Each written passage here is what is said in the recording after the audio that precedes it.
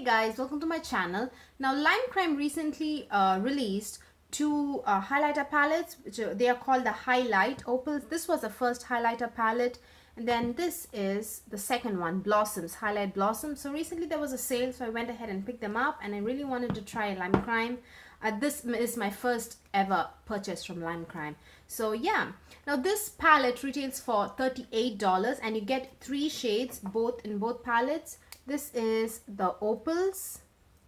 You get 3 shades, 3 opalescent shades, and then the Blossoms, again you get 3 shades. The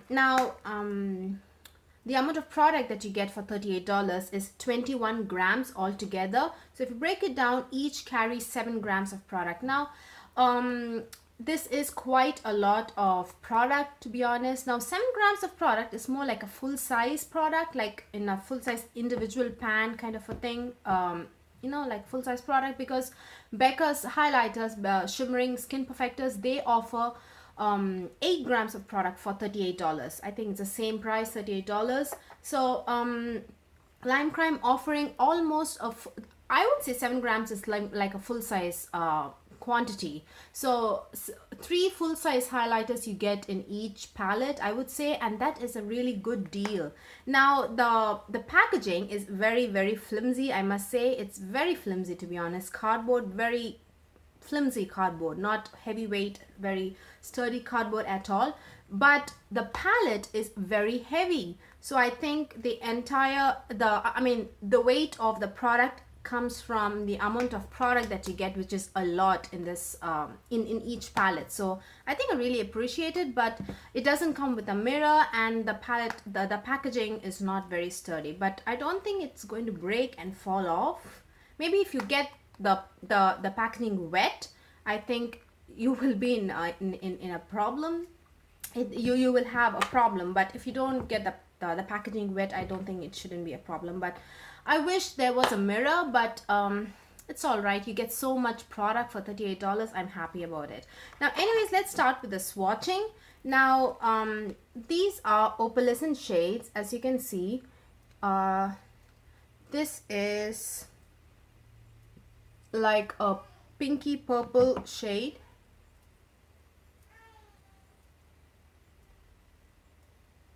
As you can see, hope you can see the shift. The shift is pretty good on deeper skin tone. Let me just do a brush swatch.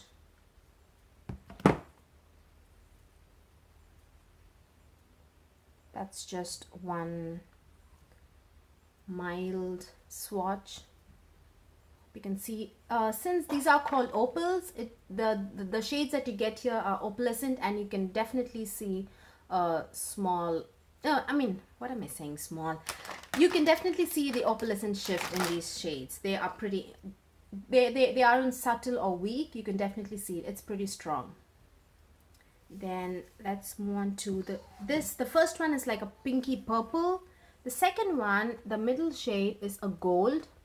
Now they all look white in the pan, but that is a gold. You can definitely see that the gold is more intense than the purple. Let's do brush swatches, and even using a brush, it is definitely way more intense, as you can see. We do 2 more swatch. So that is the gold. Let's do the final shade, which is a peach shade, which is very I haven't seen peach shades in an opalescent way. It's usually a green or a blue or something like that. So I think that's definitely unique to see a peach shade. So that is the peach shade.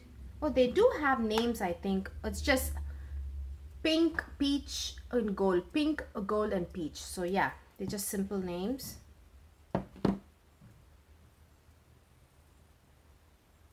So peach,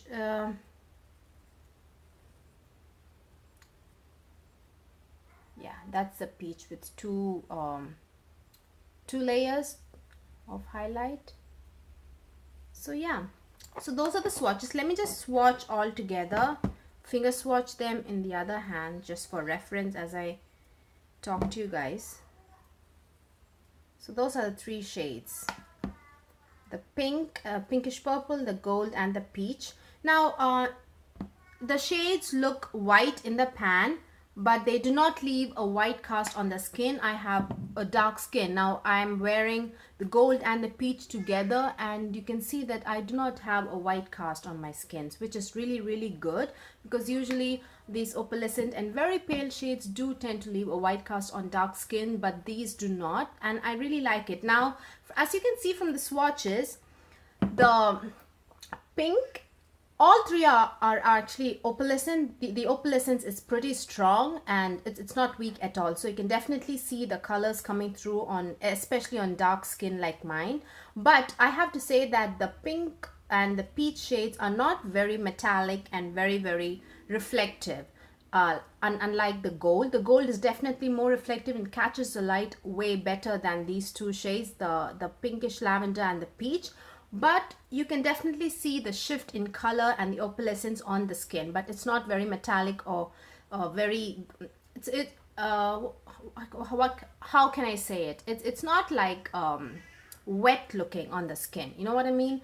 But you can definitely see the shade and the tones shifting on your skin and everything.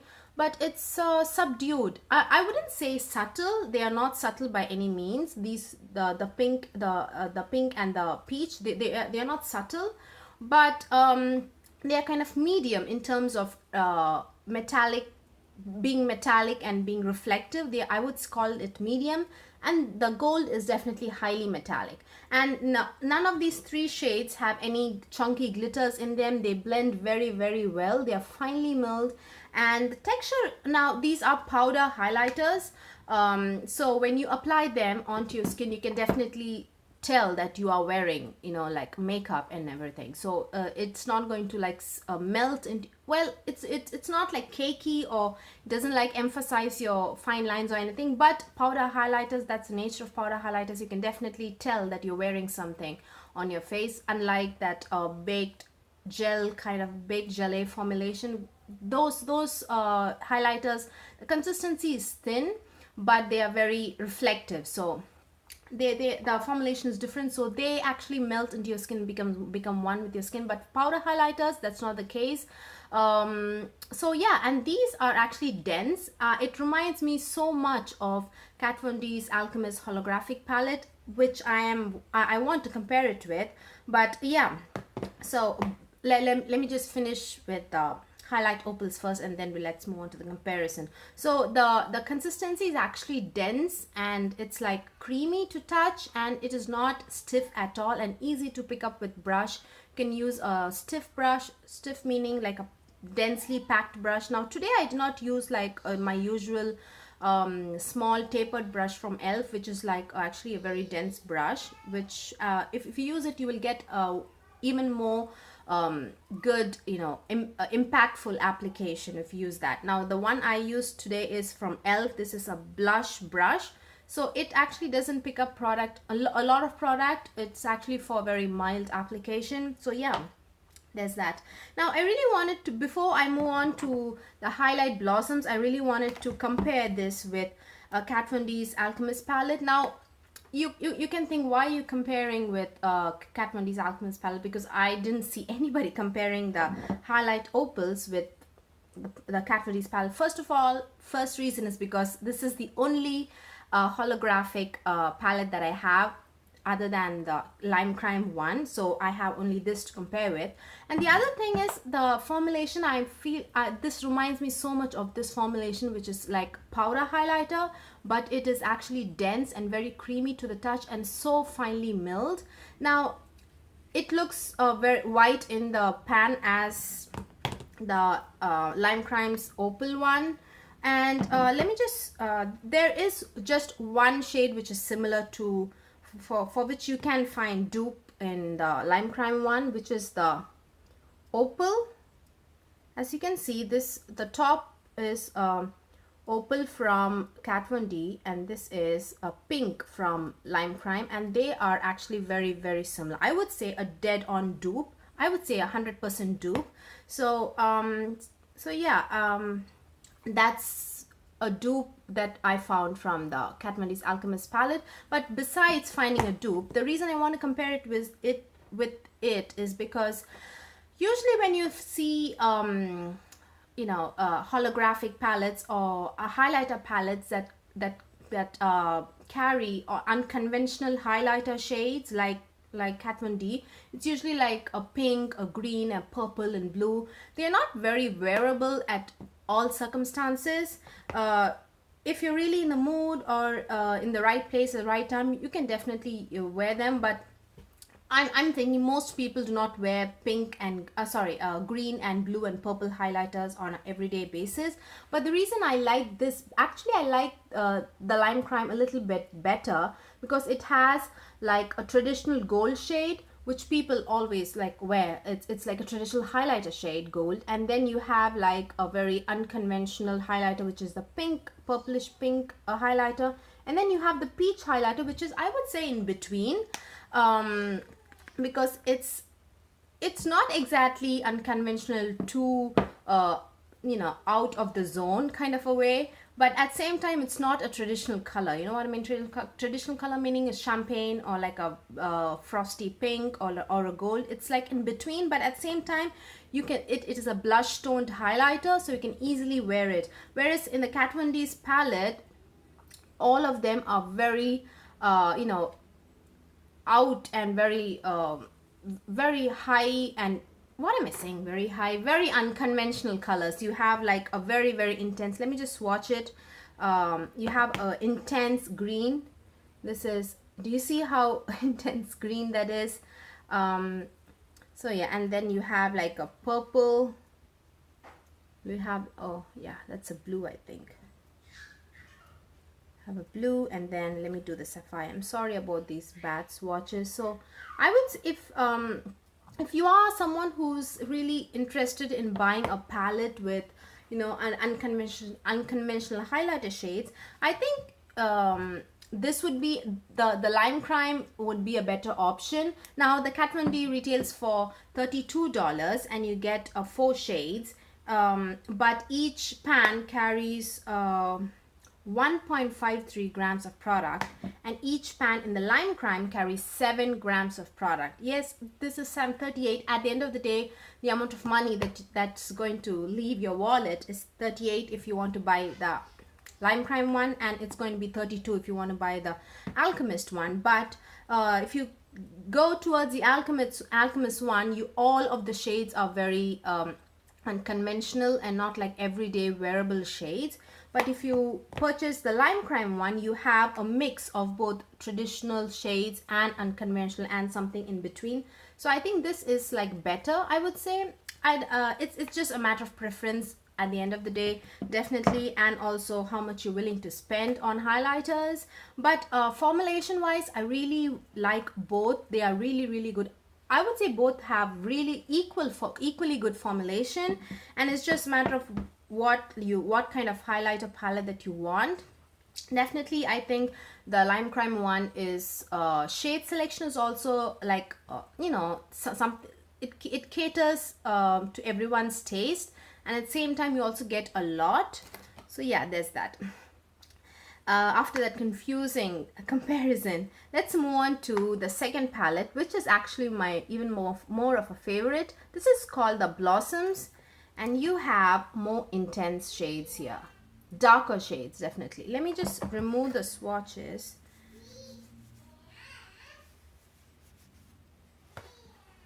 And then let's get on with the swatches. Now this is exactly the same. You get the same amount, 7 grams of product in each pan, and the packaging is exactly the same. It's not very sturdy, but the entire product, if you hold it, it's actually pretty heavy. And you do get 7 grams in each, and this retails for $38 as well. And let's do, this is like a duochrome, gold and like copper. This is crazy intense, guys. This is the most intense, I would say, out of this palette. Let me do brush swatches.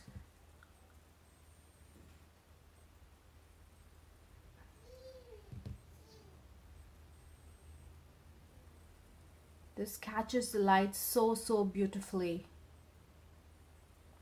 So that is, oh, it does have name. The names are Sunset, Lavender, yeah, Lavender, and Warm Gold. The one I swatched right now is Warm Gold. It has like gold and copper kind of undertones. It's very pretty. Then you have like a straight up lavender shade. It has more blue, I would say, than pink in this.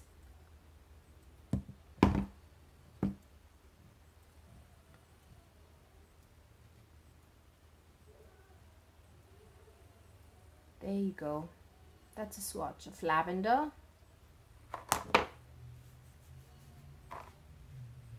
Then let's do Sunset. Sunset is such a beautiful shade. It's such a unique shade as well. I wish even just brands that are sold in Sephora or Ulta, you know, the bigger brands would come out with such a creativity, guys. The indie brands are way more creative than all these brands that we see at Sephora and Ulta that charge such a high price. Oh wait, let me do it properly. There you go.